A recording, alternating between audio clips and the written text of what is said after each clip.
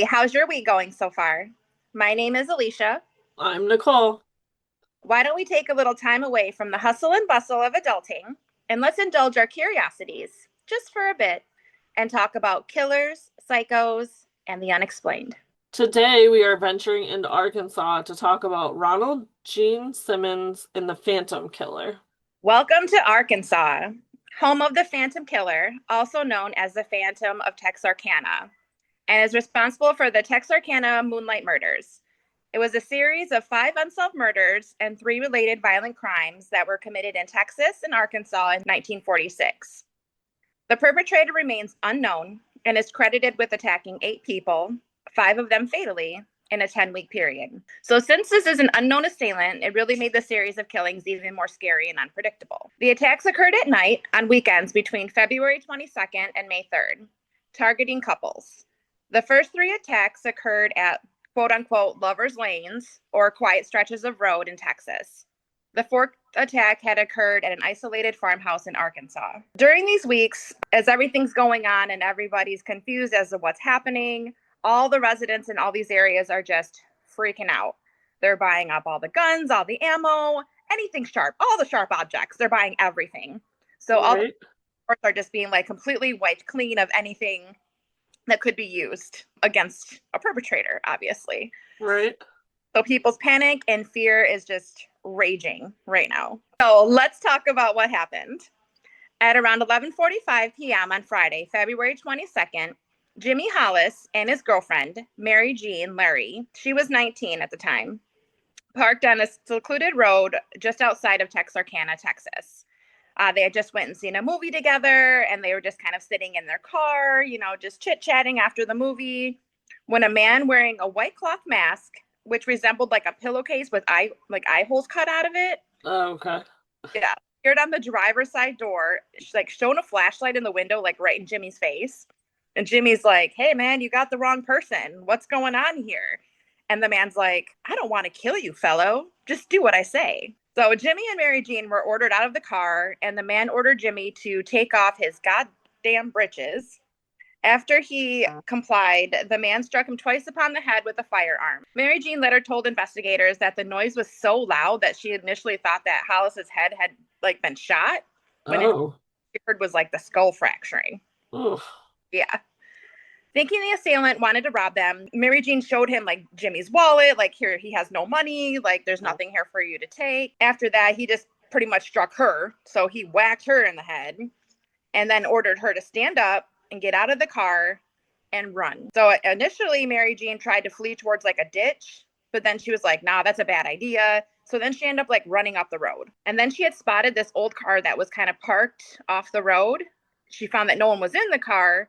And so as she's like trying to open the car doors, up behind her comes the attacker. He must have been chasing her or at least walking really quick because she had no idea that he was even behind her.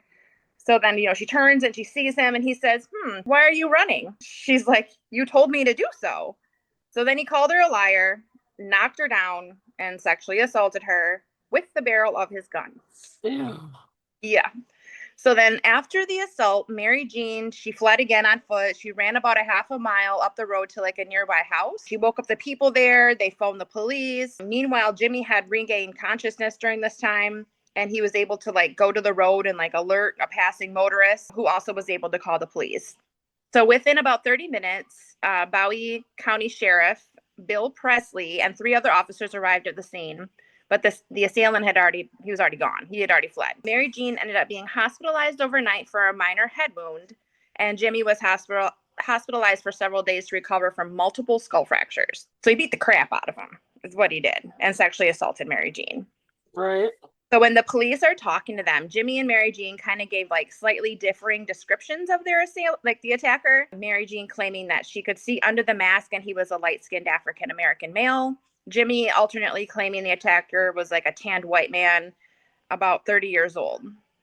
But he couldn't really describe his features because he had been blinded by the flashlight in his eyes. Um, Yeah.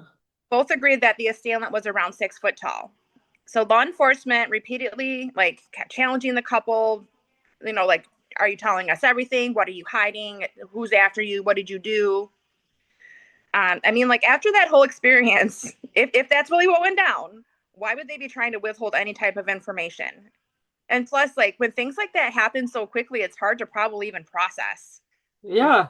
happening in the moment. So I'm sure they were terrified and probably just trying to tell the officers the best of their recollections of what had happened. Okay, so moving forward. Then on March 24th, Richard Griffin, he was 29, and his girlfriend Polly Ann Moore, who was 17, were found dead in Richard's car on the morning of Sunday, March 24th, by a passing motorist. The motorist saw the parked car on one of those quote unquote lovers' lanes in Bowie County. Richard was found between the front seats on his knees, with his head resting in his crossed hands and his pockets turned inside out. Polly Ann was found sprawled face down in the back seat.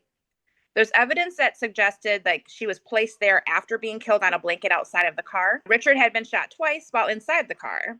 So both had been shot in the back of the head and both were fully clothed. Blood-soaked patch of earth near the car suggested that's why they think she was killed outside the car Okay.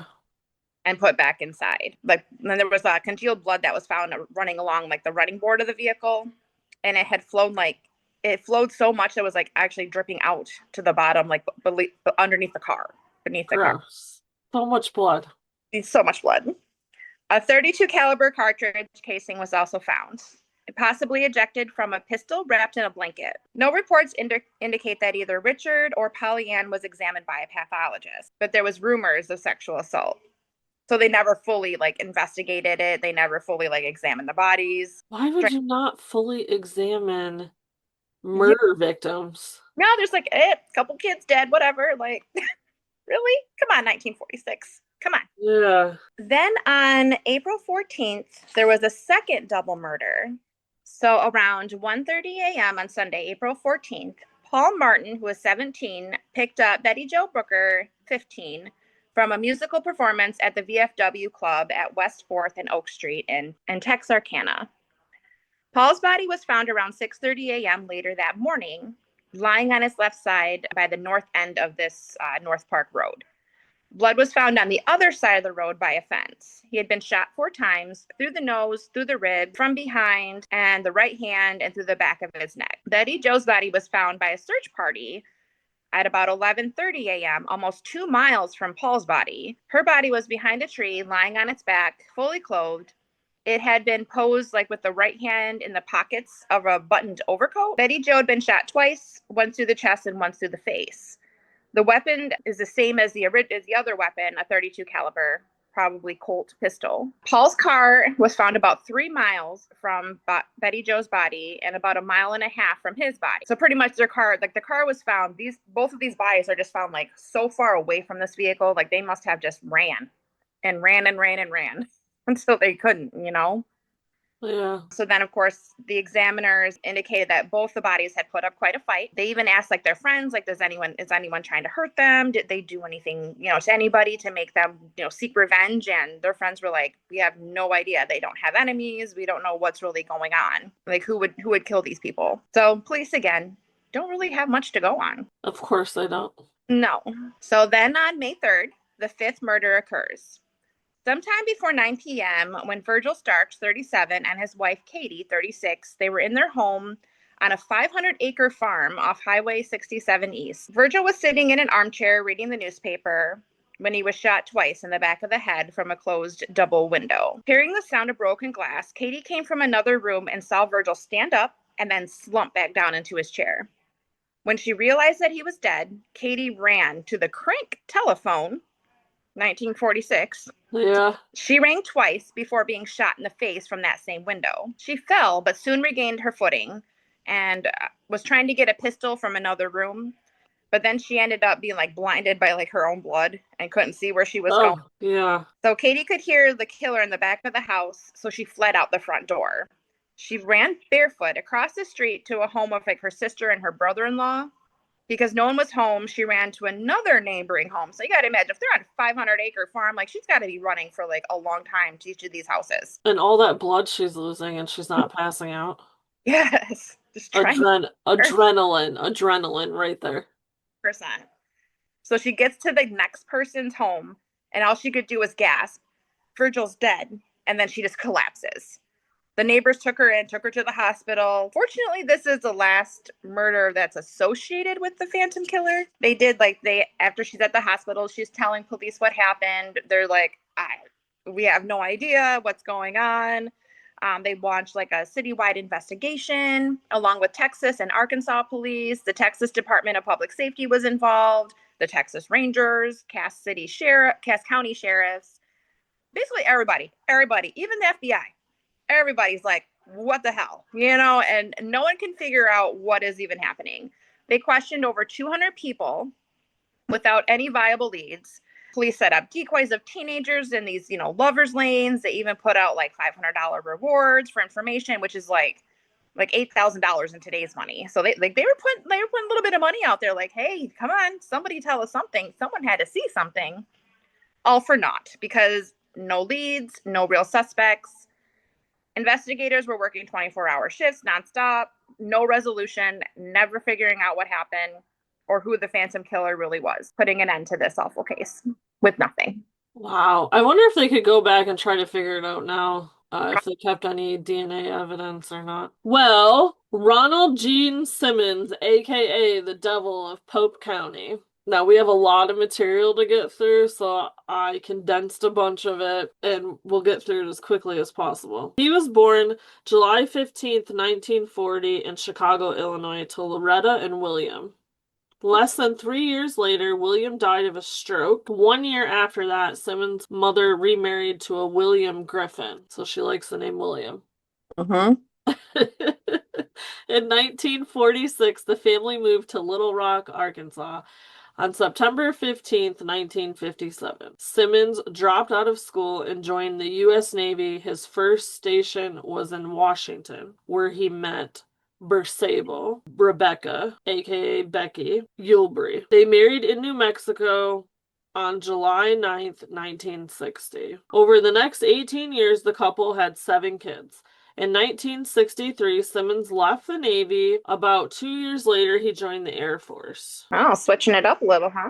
Yeah, and not even right away. During Simmons' 22-year military career, he was awarded a Bronze Star, Republic of Vietnam Cross, and the Air Force Ribbon for excellent marksmanship. So he could shoot real good. He can shoot good, and he's been given like these awards for like helping people and stuff, right? This will become evident later. In July 1980, Simmons took a road trip with Sheila, his favorite. It was his favorite child. And they went to California for a coin show. Simmons was nicer to Sheila than anyone else in the house. So, even his own wife. In a hotel in Phoenix is where Simmons had sex with his daughter for the first time. After Simmons' service was completed in England, because at some point they moved to England, they took a huge family vacation to Florida. Simmons was loved by the military and he loved it as well. Like, it was his home. He fit in there. He needed structure, and that's what they gave him. He wasn't a rule breaker. However, after Simmons came back from Vietnam, his personality had changed significantly. Simmons was no longer loving to his family. In 1978, Simmons lost it and hit his wife in front of his kids. Little Gene tried to protect his mother. Simmons beat him too. Well, everyone just stood there and watched in horror. So he's molesting his daughter and now beating his family. Yeah. Mm-hmm. Little Gene shortly later hitchhiked to May Novak. Simmons drove to get him a few days later. So they called, they knew he was there, but a few days later he comes to get his kid. The Novaks tried to confront him when he arrived, but Simmons waved them off. Finally, Simmons refused a promotion in the service and told them that he wanted to retire. So they're trying to promote him and he's trying to duck out. At this time, Simmons started to get more violent towards Becky and lusted more after Sheila, which led to Sheila becoming pregnant. Simmons told Becky Sheila had gotten pregnant, but not who the father was. Because it was him. Yeah, but my thought process is, does she know? I don't know if she knows. It doesn't really ever say if she knows at this point. Little Gene finally called social services to report it, so the other kids know about it. The school called around the same time to report that they had seen dad kissing Sheila in the car. Oh. Mm-hmm. Sheila reported to the social worker that the baby was her father's. So on April 3rd, 1981, Simmons was officially being investigated by Cloudcraft, New Mexico, Department of Human Services for allegations that he had fathered a child with his 17-year-old daughter, Sheila. Counseling of the family was demanded by the prosecutor. They went to 5 weeks of counseling. Simmons realized what was going on and Sheila refused to cooperate. On the stand, she finally admitted what happened. So at some point they're in the courtroom and she's like saying this everything that happened. Simmons feared an indictment and took the family and left to Arkansas. They couldn't find him after he fled. How hard did you look? Yeah. For 6 years after the move, the sexual abuse continued. They never got the original paperwork in Arkansas from New Mexico because New Mexico the Human Services Department shreds their paperwork every year, or did at some point. What? Oh, this is a year ago. It's irrelevant. Shred. Yeah. In Arkansas, the social service office never pursued Simmons because they didn't get enough info from New Mexico to do that. By 1983, they were in Dover, Arkansas, on 13 acres. The family put 2 trailers together for a house, built a makeshift 10-foot privacy fence, and dug 3 cesspits because they had no indoor plumbing. They gotta poop somewhere. In a hole. Mm-hmm. A few days before the murders, Simmons mailed his mother-in-law a letter. Dear Mom, sometimes you reap many more times than what you sow. You have given so much to this family. This is just a little token of our appreciation. Keep it in remembrance of us. Love, Jean, and family. And he included $250 in cash in that envelope. So on September 29th, 1987, months before the killing spree, Becky Simmons wrote a letter to Sheila. The 3 oldest were trying to get the mom to leave the dad. So they didn't live there anymore. They're trying to talk her into leaving. Becky told Sheila she was ready to leave Simmons.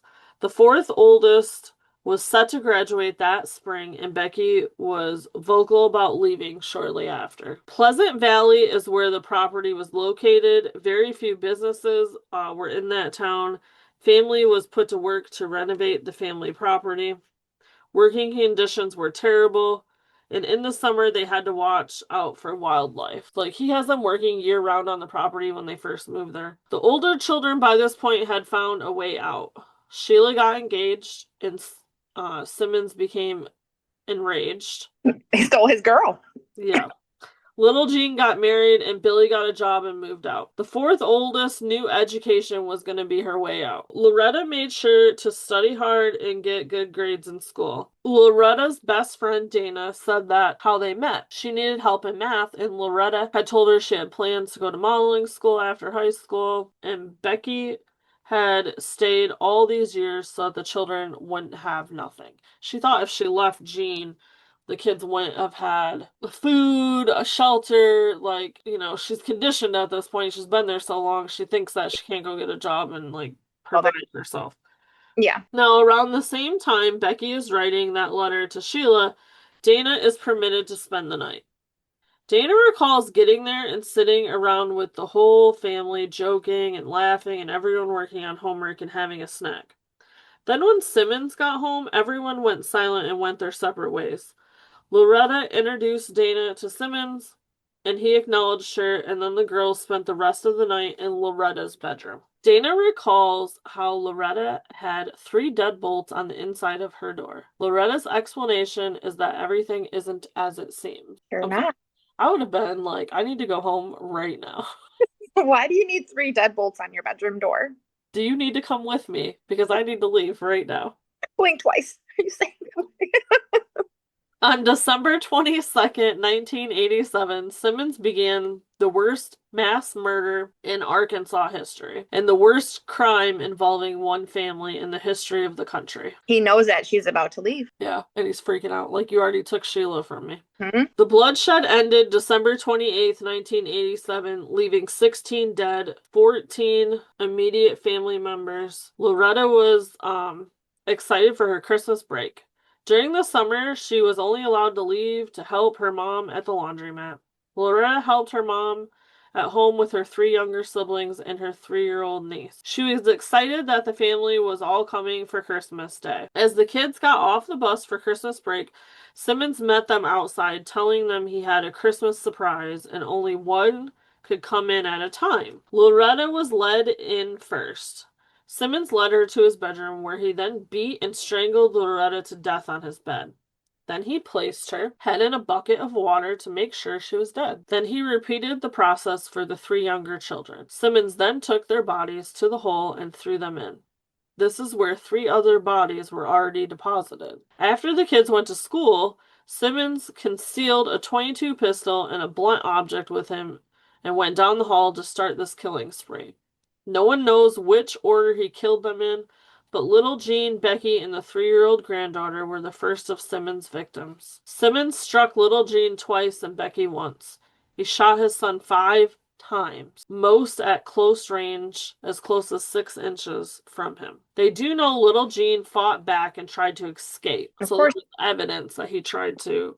Well, and he's pissed because little Jean's the one that's been kind of blowing the whistle. Correct. Becky was shot in a room across the hall at least twice, killing her instantly. And then he strangled the 3-year-old with nylon fishing string, same as all the other children. People near them heard the gunshots, but thought someone was hunting, so police were never called. I mean, that can happen, like out in the middle of nowhere. People got a bunch of property. People do have hunting properties and stuff like that.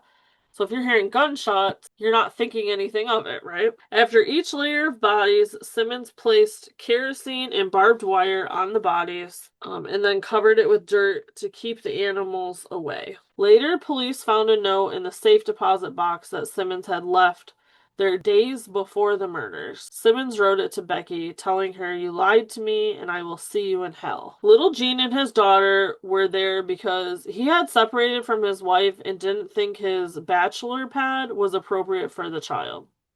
So for little Jean's visitation days, he stayed at his parents' house, where his mom would help with the 3-year-old. I personally would never take my child there. No. December 28th, 1987, Simmons left his home a few days after the last murders with 2 handguns and a Ruger to go do justice. Now, this town they lived in is extremely small, and Simmons had mapped out each invasion and each escape route in advance and memorized it. Simmons' victim would be Kathy Kendrick, who had turned him down, who was working at a law firm now. Simmons enters through the front door, puts a gun right at Kathy, and shoots her right in the head. And then 3 more times. Simmons made eye contact with the lady in the lobby, but never raised the gun at her. He just walked out the door. I'm not here for you. At 10:17 a.m., police are called. Moments later, the police and then the EMTs arrive. Kathy was pronounced dead at the hospital. At 10:20 a.m., Simmons arrives at Taylor Oil. Simmons shot Rusty twice, once in each shoulder, then he shot JD through a glass pane right in the eye. And then he tried to shoot the lady that was there, but the bullet just grazed her hair. Probably not an accident, since he's a marksman. That's what I was just thinking. Probably just trying to freak her out. Simmons then left, and the woman called the police immediately. Rusty was critical but alive. A customer went outside to flag down the police, since they were kind of off the beaten path. All they knew was the shooter was wearing a white cowboy hat and drove a Toyota Corolla. The police were certain it was the same shooter, but they still didn't know who it was. Simmons made it to the Sinclair Mini Mart where he used to work. It was just 3 miles east of Taylor Oil. Simmons went straight to the back and shot at David, but missed him. Simmons turned and shot at Roberta. David charged at Simmons with a chair, but Simmons shot him in the head. Tony threw cans at Simmons, and Simmons then fired shots at Tony, but missed and left. Roberta called the police and demanded an ambulance. Police now knew it was Gene Simmons who shot everyone. They know he lives in Dover, and Roberta and David both survived their gunshot wounds. Lastly, Simmons entered Woodline Motor Freight. He was there to kill Joyce, his old boss, who had embarrassed him. Simmons fired bullets into Joyce's head and chest. Both co-workers tried to hide. Simmons walked to Vicky, a former coworker, and told her to call the police. He told Vicky to ask for police and an ambulance so he could turn himself in. He surrendered peacefully to the police when they got there. Simmons' reason for shooting Joyce and Kathy were because Kathy turned him down, and when he wouldn't give up, was reprimanded by Joyce, causing Simmons to quit. All of the activity of the day led police to the family property, having no idea what they would find. Police could see bodies through the window, which is how they were able to gain access without a warrant. Police discovered all the adults were fatally shot and all the kids were strangled. The first two bodies they found were Sheila and her husband on the floor by the Christmas tree. Her oldest daughter was in a bed down the hall, and she was dead as well. Billy and his wife were found dead in the kitchen. Billy's family arrived first. Simmons shot Billy's wife 7 times, and Billy was shot twice. The wife fought for her life, and then Simmons strangled the 1-year-old. Sheila and Dennis arrived last with their 2 kids. He shot Sheila first 6 times, then Dennis in the head. Dennis tried to fight back, and the oldest, Sylvia, ran to hide. Simmons found her and strangled her, then strangled Michael, the 1-year-old. And then he placed the 2 babies in black trash bags and placed them both in separate trunks. Simmons then went to the store and bought toys, and then went to a club and toasted Sheila. Not his family, just Sheila. 36 hours later is when that second killing spree started. So, like, they've been dead for a while before he even went to town and went on the killing spree. Well, yeah, he's probably tired. That's a lot of work, dragging bodies and strangling babies. I mean, Simmons refused to talk after arrested. Police videotaped the whole house for evidence for the trial. Simmons' room was checked last, and they found the home's only air conditioner, books, and gourmet food. Police couldn't find all the bodies on day 1, so on the second day they searched the whole property. The barbed wire Simmons put in the grave was so difficult to remove that they had to wrench it out with a truck. Simmons still wouldn't talk, so the judge ordered a psych eval. Simmons was deemed able to stand trial. He wanted to be convicted and sentenced to death. During the trial, all witnesses said Simmons wore an evil smile while shooting his victims. One of Arkansas's most publicized cases, more than 70 people were in the courtroom to watch it. The first trial was for the shooting spree, and Joyce testified she couldn't remember anything from that day. I mean, she's been shot. yeah. Simmons wanted the death sentence. Simmons stated, I, Ronald G. Simmons, Sr., want it to be known that it is my wish and my desire that absolutely no action by anybody be taken to appeal or in any way change the sentence. It is further respectfully requested that the sentence be carried out expeditiously. Simmons confided in his brother-in-law that he was going to commit suicide but decided against it since he didn't want to accidentally become a vegetable. Simmons never gave an explanation to any of the killings. He was sentenced to death 6 weeks later, but the week before a stay order was placed. Simmons then had to undergo another psych eval. And then 1 year and 1 day later, on the second trial began for his family members. They were trying to really avoid even doing this trial because they knew it was going to be so devastating, not just for the remaining family members, right? But for the society as a whole. This man just murdered his entire immediate family in a very graphic and brutal way. As a Christmas surprise. As a Christmas surprise, yeah. Simmons had no reactions during the trial. Then at the end of the trial, Simmons punched the prosecutor so that the jury would see him as violent. Simmons was convicted and sentenced to death March 16th, the day of the execution, on another stay order. Another stay order. Why are we getting one now? Another death row inmate didn't want him to be able to be executed so quickly. Yeah, that's the whole reason for this stay. If I was him at this point, I'd be like, oh my gosh. The death row inmates felt it would negatively affect them. Why? Simmons refused. I think because he was able to expedite his so quickly that they're like, wait a minute. They're going to think it's okay to expedite everybody. I'm trying to appeal my sentence. Okay. All right. So I can understand, but at the same time, just the man deserves to die. Let him die. It's okay. Right. He's let him go. Simmons refused an appeal and willingly accepted his punishment. The new death sentence was scheduled for June 25th, 1990. Simmons' final meal was filet mignon, a couple 7-Ups, and an array of side dishes. Simmons died within 17 minutes of the lethal injection. Second death sentence since 1965. The other was carried out just weeks before. So they hadn't actually carried out any death sentences like fully since 1965. Wow. And then in 1990, two people they carried out the sentence. I just think that's a lot of letting people They, sit around and we're paying for it as taxpayers.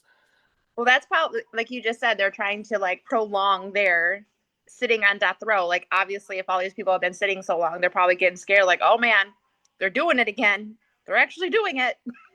Yeah, I guess. I just he commit I don't know what the other people are in death row for, but I can't imagine it was her I mean, it could have been as horrific, but what he did was absolutely horrific to his own family.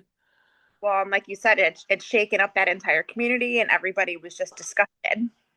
Yeah, it had to be done. It had to be taken care of and be done with it.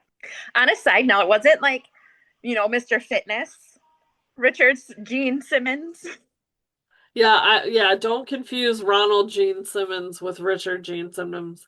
I can't even imagine, like at the time, I bet you people were confusing them. Yeah, I was just thinking that. I'm like, that poor dude is probably like, I did not do this. Yeah, I'm sure there's an interview you could find out there somewhere of him going, "No, and in no way, shape, or form are we related."